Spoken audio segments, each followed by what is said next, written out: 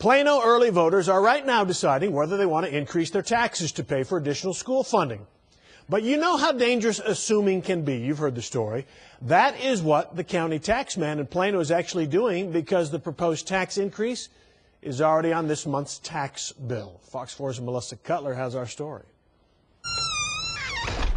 Gail Weaver says he did a double take when he went to his mailbox, opened up his property tax bill, and found it was $370 more than last year for a tax rate hike that hasn't even been voted on yet.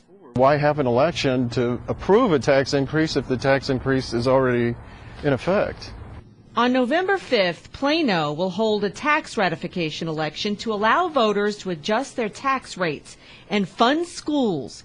Weaver finds it a bit presumptuous to include the tax in an October billing when the election is next month.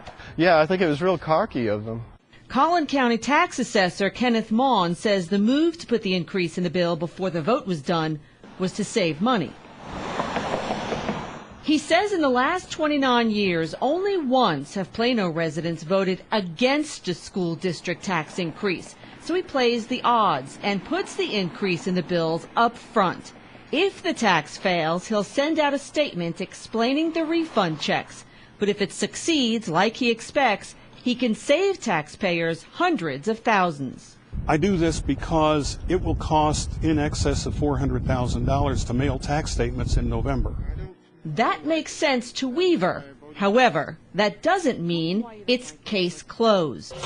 We're price sensitive, obviously, to tax increases because, this is still not a strong economy. I say the legislature needs to address this.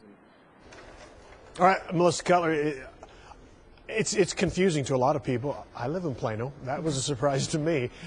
He talked about the legislature needs to address this. Is that the right place to go? Can the legislature do anything? Yeah, timing is what kind of makes a lot of this very confusing, Steve. It is a bit of a gray area. There is no law authorizing it, but nothing preventing it either. That is what the tax assessor is doing.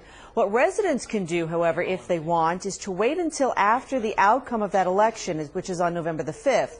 Those bills won't become delinquent until January 31st. And by the way, it's worth noting that Plano ISD did post a notice on the district's website that October tax bills would have the increased rate on them. So the word is getting out. It's just a matter of where you go to get that information. I think it just got out, Melissa.